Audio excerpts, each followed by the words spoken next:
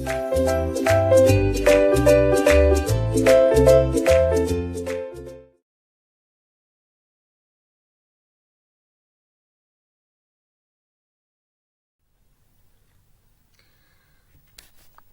ini kita akan masuk pada materi struktur tumbuhan. Kompetensi dasar kita kali ini untuk pengetahuannya menganalisis keterkaitan antara struktur organ, struktur jaringan, dan fungsi organ tumbuhan. Untuk kompetensi keterampilannya, menyajikan data hasil pengamatan struktur anatomi jaringan tumbuhan untuk menunjukkan keterkaitan dengan letak dan fungsinya dalam bioproses.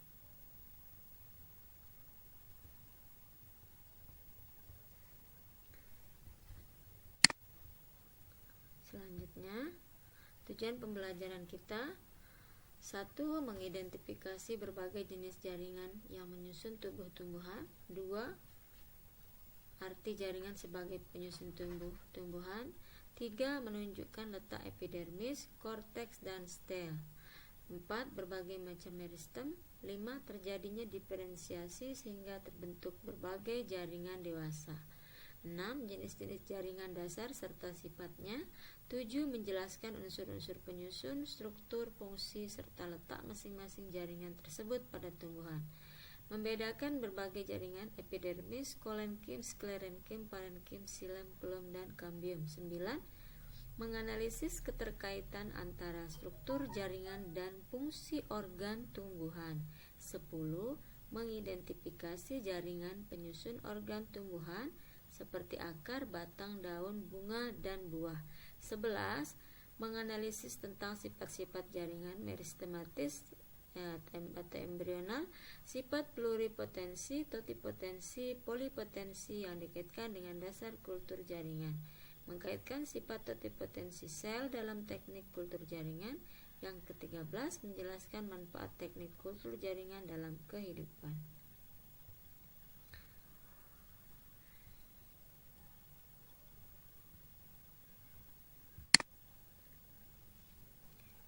Jaringan itu dibagi dua. Secara garis besar ada meristem dan permanen. Meristem di sini ada promeristem, meristem primer, meristem sekunder, meristem apikal, interkalar, dan lateral. Kemudian untuk jaringan permanen itu ada epidermis, parenkim, penyokong, pengangkut, dan gabus. Nah, itu semua menyusun organ. Organ maksudnya di sini seperti akar, batang, daun, bunga, dan buah. Jaringan itu merupakan kelompok sel dengan ciri yang sama dalam bentuk, fungsi, maupun sifat-sifatnya. Berdasarkan kemampuan sel dalam melakukan pembelahan, jaringan tumbuhan dapat dikelompokkan menjadi jaringan meristem dan jaringan permanen. Jaringan meristem atau jaringan embrional merupakan jaringan yang terdiri dari sekelompok sel tumbuhan yang aktif membelah. Ciri-cirinya: ukuran selnya lebih kecil, berdinding tipis, mempunyai nukleus yang relatif besar, vakuola berukuran kecil, kaya akan sitoplasma. Kemudian selnya berbentuk kuboid dan juga ada yang prismatis. Berdasarkan asal pembentukannya, jaringan meristem itu dibagi tiga. Ada promeristem, meristem primer, dan meristem sekunder. Kemudian menurut letaknya itu dibedakan menjadi tiga: meristem apikal, interkalar, dan sistem meristem lateral. Meristem apikal itu meristem pada ujung, meristem yang terdapat di ujung tiap akar dan batang tumbuhan. Meristem apikal selalu menghasilkan pemanjangan akar dan batang tumbuhan. Dalam proses pemanjangan meristem apikal akan dihasilkan tunas apikal yang akan berkembang menjadi cabang, samping, daun, dan bunga. Pertumbuhan yang diawali oleh meristem apikal dikenal sebagai pertumbuhan primer, dan semua jaringan yang terbentuk dari meristem apikal disebut jaringan primer. Sekarang kita masuk. Nah, ini gambar meristem apikal pada ujung tanaman.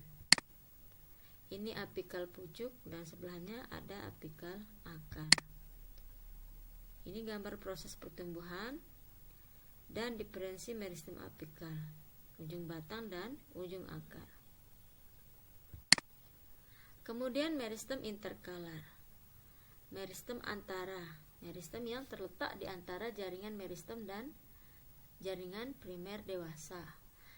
Bagian meristem apikal yang terpisah dari bagian utama. Pertumbuhannya menyebabkan munculnya bunga.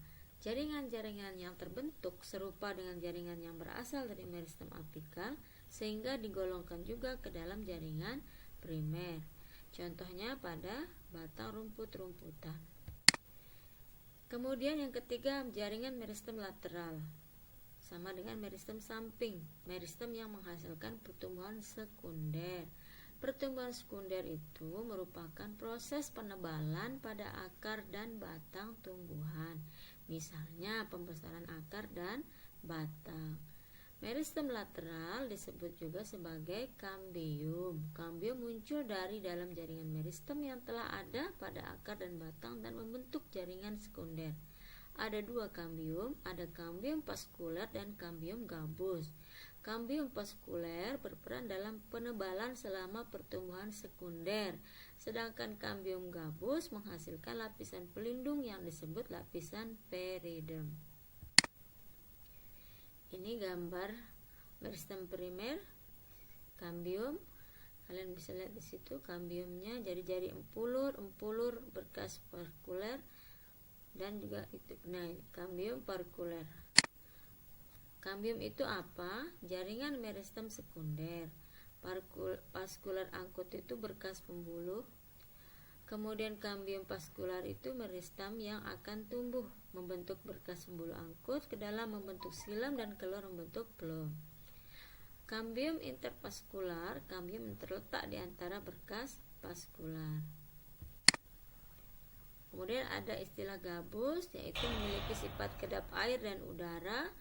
Meristem yang tumbuh membentuk lapisan gabus, bisa juga disebut sebagai velogen, tumbuh ke arah luar membentuk gabus, velum di bawah lapisan epidermis. Dapat dijumpai pada batang yang mengalami pertumbuhan sekunder. Fungsi kambium gabus sama dengan epidermis, melindungi jaringan yang ada di dalamnya. Ini tipe-tipe jaringan meristem. Ada meristem apikal, interkalar, dan lateral. Nah, ini kesimpulan yang tadi. Kalau apikal itu terletak pada ujung batang dan ujung akar, fungsinya untuk pertumbuhan penambahan panjang. Kemudian kalau interkalar ada di antara ujung batang dan dasarnya atau di antara dua buku pada batang. Berfungsi untuk pertumbuhan penambahan panjang di antara dua buku. Kemudian lateral itu bagian sisi batang dan akar, pertumbuhan, penambahan dan juga diameter ya, pertumbuhan penambahan diameter. Ini gambar pertumbuhan meristem ujung batang dan diferensi jaringan baru. Jaringan permanen kita bahas minggu depan ya.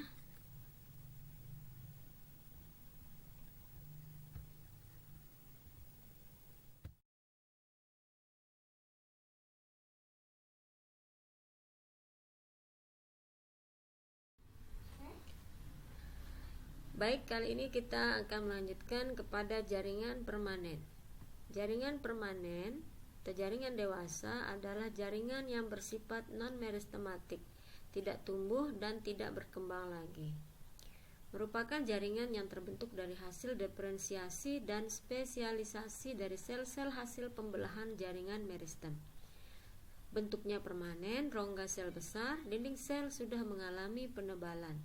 Menurut fungsinya, jaringan permanen dapat dikelompokkan menjadi jaringan pelindung, jaringan epidermis, kemudian jaringan pengisi atau jaringan dasar atau jaringan parenkim. Kemudian yang ketiga jaringan penyokong atau pengokoh, yang keempat jaringan pengangkut, dan yang kelima jaringan gabus. Contohnya, ini ada beberapa gambar jaringan parenkim, jaringan kolenkim, dan jaringan sklerenkim. Pertama, jaringan epidermis. Jaringan ini merupakan jaringan yang terletak paling luar pada setiap organ tumbuhan. Jaringan epidermis berfungsi sebagai pelindung bagian dalam organ tumbuhan. Fungsinya bisa kalian lihat di situ sebagai pelindung terhadap beberapa gangguan seperti hilangnya air karena adanya penguapan, kerusakan mekanik, perubahan suhu, dan hilangnya zat-zat makanan. Ciri-cirinya lagi, terdiri dari sel-sel hidup, terdiri juga atas selapis sel, berbentuk persegi panjang dan balok, sel-selnya rapat dan tidak memiliki ruang antar sel, tidak memiliki klorofil, vakulanya yang besar terdapat di bagian tengah. Dinding sel jaringan epidermis bagian luar mengalami penebalan. Kemudian bagian dalam yang berbatasan dengan jaringan lain tetap tipis. Dia bisa mengalami modifikasi, mampu membentuk derivat jaringan epidermis. Jaringan epidermis dapat mengalami modifikasi menjadi stomata, trikomata, spina atau duri, filamen, sel kipas, sel kersik, sistolit, dan sel silika. Stomata itu merupakan derivat jaringan epidermis pada daun. Stomata berupa lubang-lubang yang masing-masing dibatasi oleh sel penutup, yaitu sel-sel epidermis yang telah mengalami perubahan bentuk dan fungsi. Stomata juga berfungsi untuk pertukaran gas.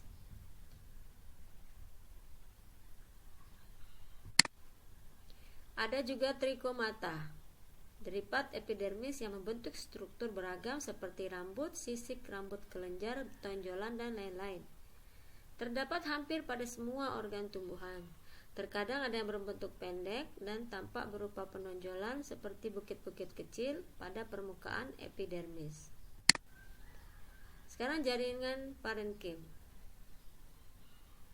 disebut sebagai jaringan dasar karena jaringan menyusun sebagian besar jaringan pada akar, batang, daun, dan buah, mengisi seluruh bagian tubuh tumbuhan, baik pada akar, batang, daun, bunga, dan buah. Kemudian terdapat juga di antara jaringan lain, misalnya antara silem dan pelem. Kemudian dapat jumpai pada selubung berkas pengangkut dan juga mengandung klorofil yang disebut nanti adalah sebagai klorenkim. Jaringan parenkim itu dibedakan dengan jaringan lain karena dia mempunyai ciri-ciri seperti sel-selnya merupakan sel hidup berukuran besar dan tipis serta umumnya berbentuk segi enam. Ada juga yang polihedral, memiliki banyak vakula dan berukuran besar. Letak inti sel mendekati dasar sel, mampu bersifat embrional atau bersifat meristematik karena dapat membelah diri, memiliki ruang antar sel yang banyak sehingga letaknya tidak rapat, kemudian dinding selnya relatif tipis. Berdasarkan bentuknya, parenkim itu ada parenkim palisade, parenkim bunga karang, parenkim bintang, dan juga ada parenkim lipatan. Berdasarkan fungsinya, ada parenkim asimilasi, ada parenkim penimbun, ada parenkim pengangkut, parenkim penyimpan udara, dan juga ada parenkim penutup luka.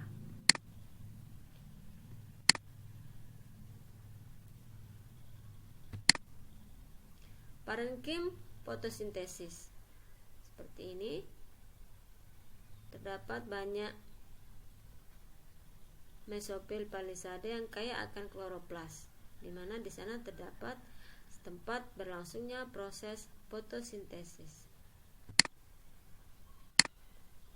Ini parenkim udara, biasanya pada tanaman air seperti teratai. Dia letak stomatanya di epidermis atas. Sekarang yang ketiga, jaringan penyokong. Jaringan penyokong atau jaringan mekanik berperan untuk menunjang bentuk tumbuhan agar dapat berdiri, agar tidak cepat roboh, agar dapat berdiri dengan kokoh. Kenapa dikatakan sebagai jaringan penguat? Karena dia memiliki dinding sel yang tebal dan kuat, juga karena sel-selnya telah mengalami spesialisasi. Bisa juga disebut dengan nama stereon. Fungsinya antara lain menguatkan tegaknya batang dan daun, melindungi biji atau embrio, memperkuat jaringan parenkim yang menyimpan udara, serta melindungi berkas pengangkut. Jaringan penyokong itu dikelompokkan menjadi jaringan kolenkim dan jaringan sklerenkim.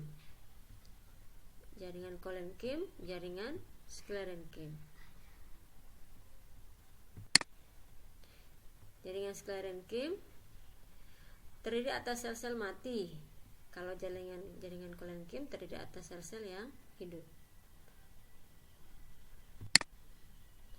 Kemudian jaringan kolenkim di bagian sudut dinding selnya mengalami penebalan selulosa, berfungsi mengokohkan tumbuhan yang masih muda.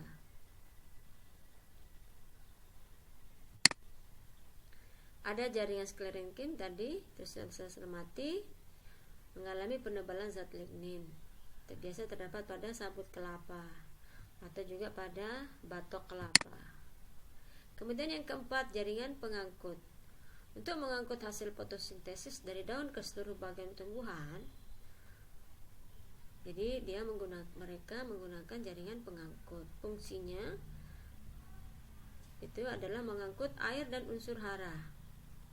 Itu untuk xilem. Kemudian yang mengedarkan zat makanan hasil fotosintesis dari satu bagian ke bagian lain itu bagiannya phloem. Itu berdasarkan fungsinya ada xilem dan phloem.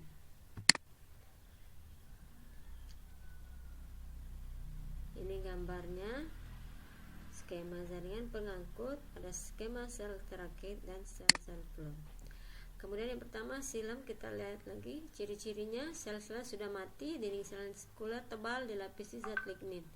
Terdiri atas trakea dan traket. Sel tabung traket lebih panjang dan lancip. Fungsinya mengangkut air dan garam mineral. Phloem itu pembuluh tapis, transportasi fotosintesis.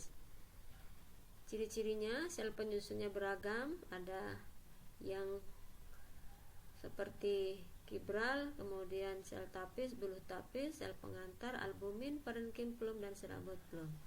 Albumin sumber nutrisi phloem, parenkim phloem merupakan tempat penyimpanan zat makanan, serabut phloem memperkokoh phloem.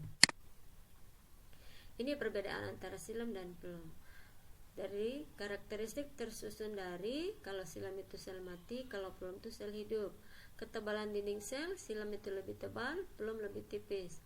Bahan penyusun dinding sel, xilem itu oleh lignin, phloem itu oleh selulosa. Permeabilitas dinding sel, kalau xilem itu impermeabel, kalau phloem itu permeabel. Kemudian lubang antar sel, kalau pada xilem itu tidak ada, kalau pada phloem ada lubang antar dinding sel, disebut pembuluh ayak atau saringan. Kemudian fungsinya, kalau xilem itu mengangkut air dan garam mineral, kalau phloem itu mengangkut makanan.